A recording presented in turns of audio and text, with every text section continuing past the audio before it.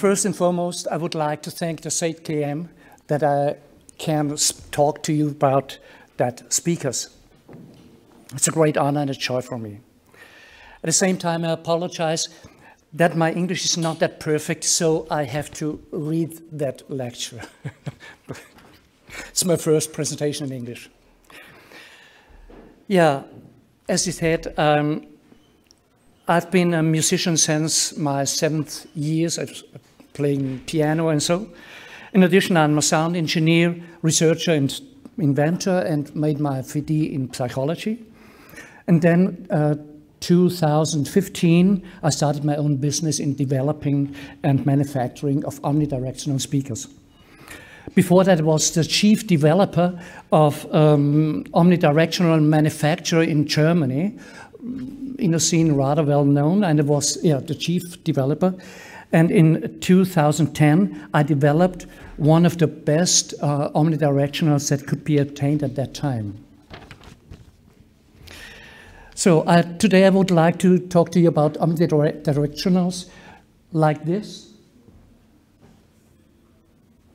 who work with diffusers. There are different kinds of omnidirectionals. This is the most seen speakers. This technique has been known for about 100 years, but there are a lot of misunderstandings and incorrect theories about omnidirectionals. And at the same time, important parameters in relationships are still not sufficiently considered. So there are quite a number of prejudices with regards of omnidirectionals, and that's very understandable for me. These are the main reasons why direct radiating speakers are still predominantly, despite of all their disadvantages. This lack of knowledge about omnis can be found at most of German manufacturers of omnidirectional speakers. But international leading companies act also on the basis of incorrect theories and assumptions. This is obvious to me when I look to the new omnidirectional speakers of Bose, Samsung, Yamaha, and so on. So today, I'd like to introduce you to the basic elements for sophisticated audio equipment with omnidirectionals. And the chapters are overview, phase shifts and their importance, DSP and crossover, the diffuser and the point of sound source, the room itself and the installation in the room, first reflection, second reflection, and reflection shields, and more details. The phase shifts. I suppose many of you are aware of the problems of phase shifts and interference in acoustics, and especially in loudspeaker construction. Phase shifts occur, for instance, through coils and capacitors, through the frequency overlap between two different speaker chassis, through multiple parallel speaker chassis, through amplifiers, and through digital sound processors, DSPs. Many people think linearity, their frequency linearity of speakers are the most important feature of speakers. Okay, it's not unimportant, but the fact is that we human are not so very sensitive to this. We humans are much more sensitive to phase shifts. And sometimes, even today, this sensibility determines over death and life, for instance, in traffic. I want to demonstrate you a special kind of phase shift, especially for those who to get an idea what phase shifts do. So, imagine you are standing beside a street and you hear a motorbike coming. Let's say the motorbike sounds like bzzzt. But what you really hear when a motorbike is passing by is like this. Bzzzt. Phase shifts changes the frequency. And it's a rather rough example, I know, but it shows very clear what phase shifts does. The next point is closely related to this, and that's really important for me. The touch capability of speakers. What is one significant information that are transported through music? It's the emotionality of the composition, and it's the emotionality of the interpretation. And what characterizes a charismatic, thrilling lecture speaker? It's his emotional fire.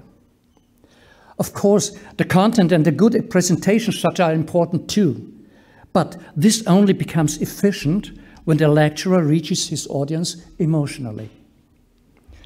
We humans are very sensitive to these tiny little changes in the color of a sound. By this, we perceive at a deeper level emotional changes and a lot more of information. Think of your husband, your partner, your wife. How sensitive you listen to the little color changes of that what, how they speak. And in music, this final tonal nuances give us the tremendous wealth of masterfully performed music. Therefore, good speakers should be able to reach us emotionally. That means they should be able to authentically reproduce these tiny sound shifts naturally and pure. Why do I say this? Listen. About the usage of DSPs, digital sound processors. Well, when I founded my own company, I very soon built active omnidirectionals too. Here I used a power amp from Hypex Netherlands, who enjoy a real good reputation in the hi-fi scene. This power amp has 12 digital filters per channel, with which you can really fine-tune the sound. And yes, the sound that came out of my Omnis was absolutely cool, yes. But then I compared these active systems with the passive version of my omnidirectionals, and I was shaken, because the active systems has lost nearly any ability to embrace me. It has lost its touch capability. So I proved and tested what could cause this and so on, and I found the cooler, the more boring. The more filters I set, the more subtle nuances were changed and covered. I found really exciting and wonderful is the authentic glow of a sound. Such a sound is like the sun playing with a sparkling light on the surface of a sea. So my conclusion is, for now, I renounce all DSP manipulations.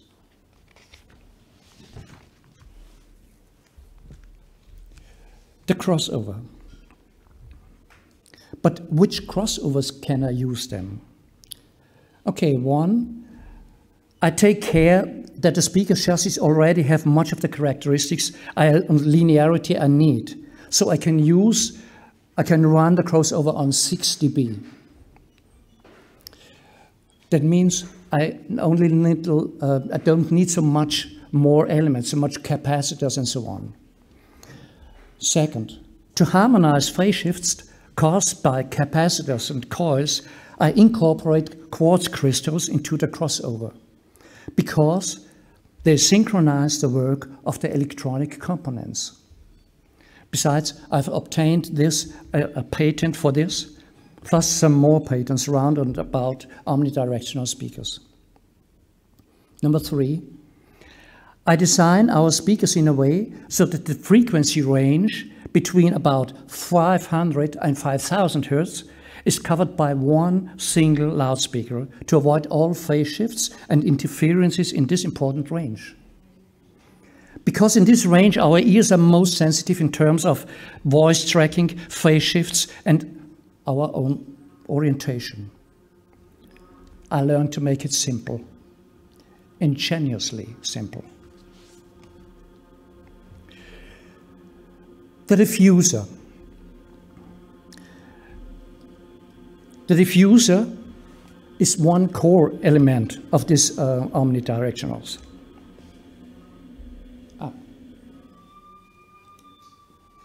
The sound here is the speaker.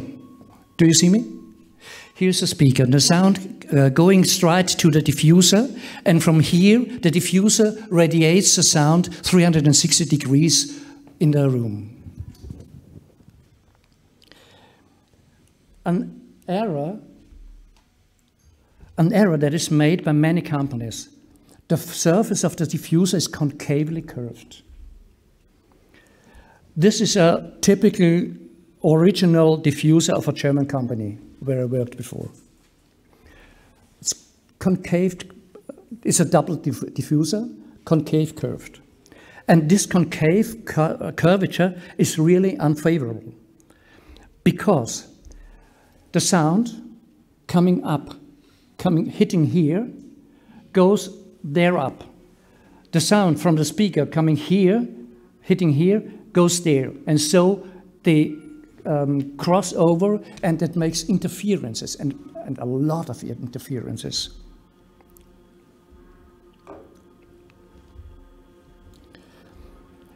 The matter behind this design, why they do this, is, I call it a fairy tale.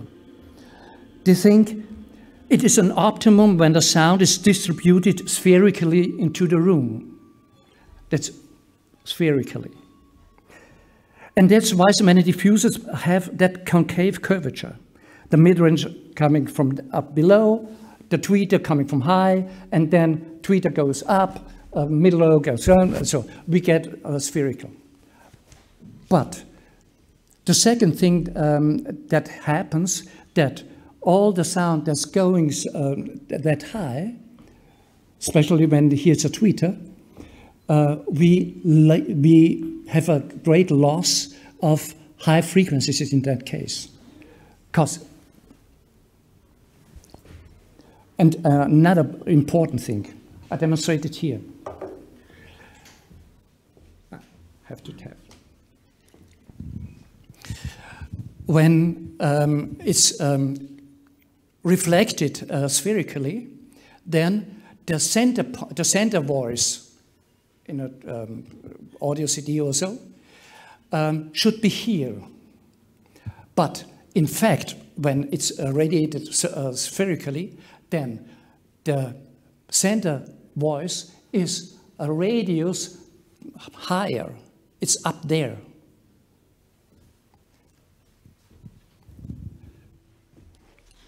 So, and yeah, and that's not fine. But a really awesome thing about this kind of double cone confusers is the following. With the help of such a double cone diffuser, the frequency range from above 500 Hz is radiated as from one virtual point, below the mid-range speaker, above the tweeter. Both radiate onto the diffuser. And from there, the sound wave reaches us.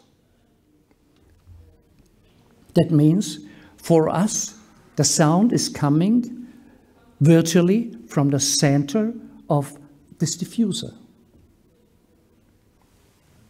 Tweeter, mid-range or bass, and it's coming for us virtually from the center of this diffuser.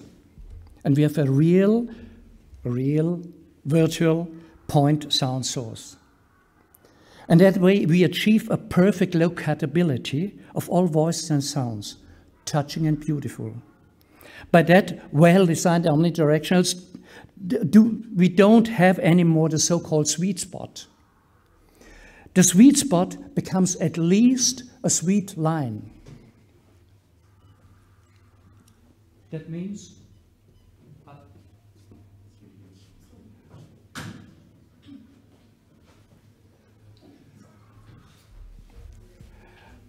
normally with direct speakers, the sweet spot would be here, and here with that become a sweet line, at least a sweet line in the middle of that kind, and you will hear it soon.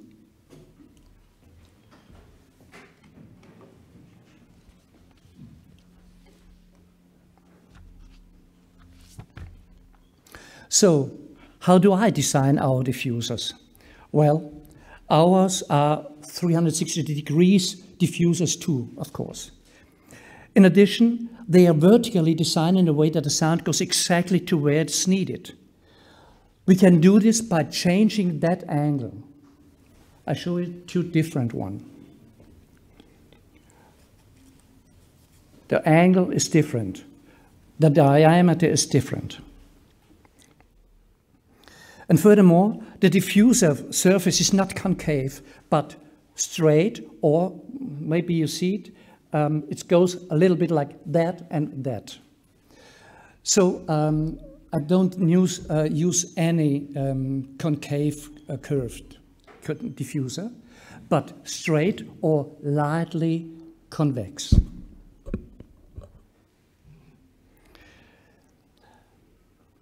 And in this way, we can precisely control the emission characteristic by means of the diffuser. And the next is, this diffuser can be replaced very fast and easy. By having interchangeable diffusers, we always can adapt the radiation optimally to every room and its current acoustic conditions. That's the diffuser I have here, because they have to go straight ahead right there. Above, behind, there are a little one. The angle is a bit greater, so the radiation goes more in that way.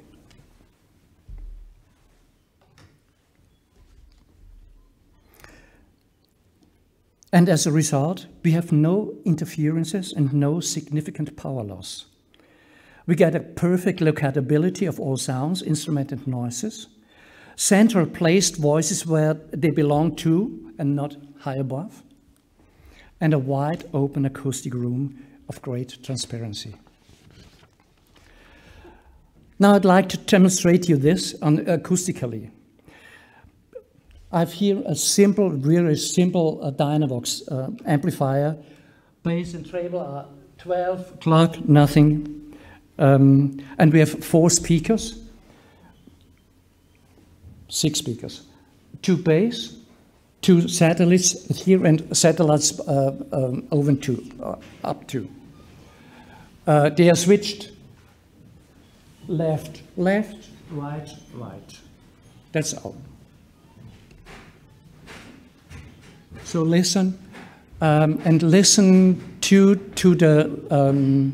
the great sound field, the wide range of sound.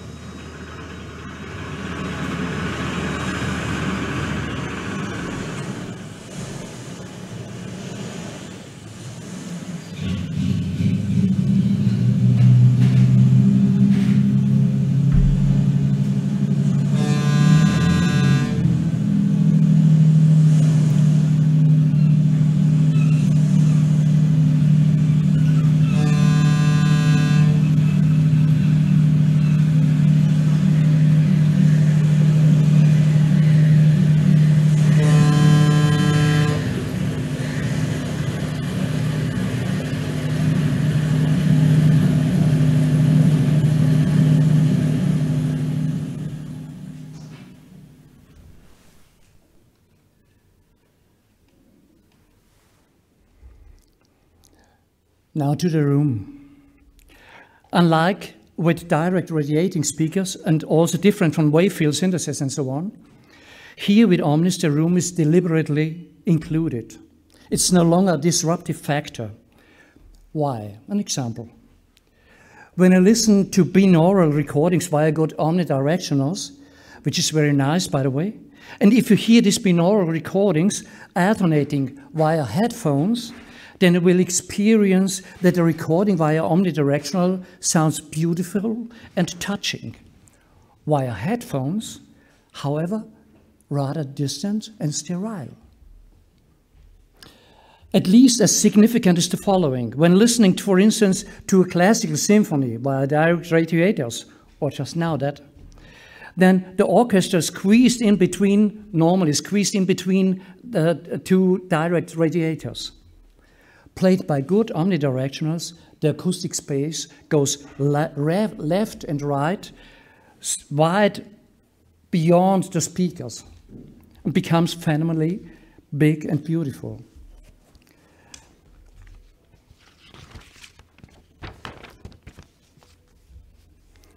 And if the sound is spanned really wide, every voice and every sound gets its own place in this panorama, has enough space to be perceived in a differentiated way.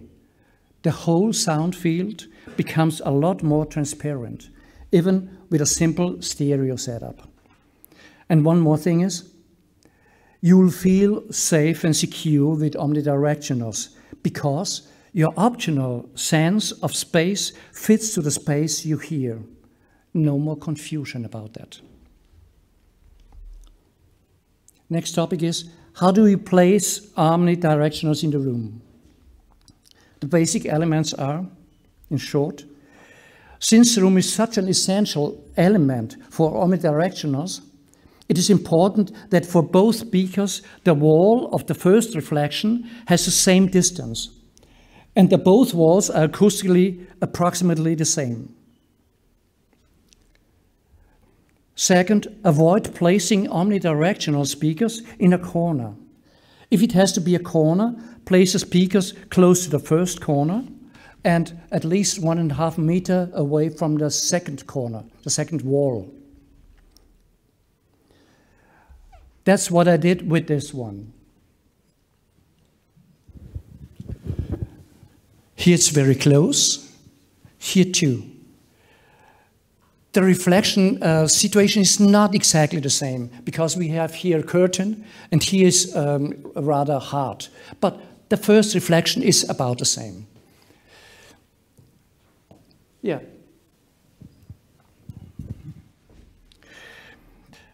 You find further informations on my homepage, qwelle.de. And if you follow these hints, then there is no longer the confined sweet spot that you always experience with direct radiating speakers. But using omnidirectionals, the sweet spot becomes at least a sweet line, as I said. And if all the parameters mentioned are good, then the sweet line becomes a sweet area. And only people who are sitting very close to a loudspeaker cannot enjoy the big sweet area, but that's, for example, the same in a wave field synthesis system too. But what can we do if the room is the room cut very asymmetrically, so that the above cannot be done? And that's exactly what we have here. Well, with our two front speakers, the situation is rather okay. But behind, the situation is not okay. So I put there some reflection field. You see this white when you change there over. And by that, we can harmonize the reflecting situation.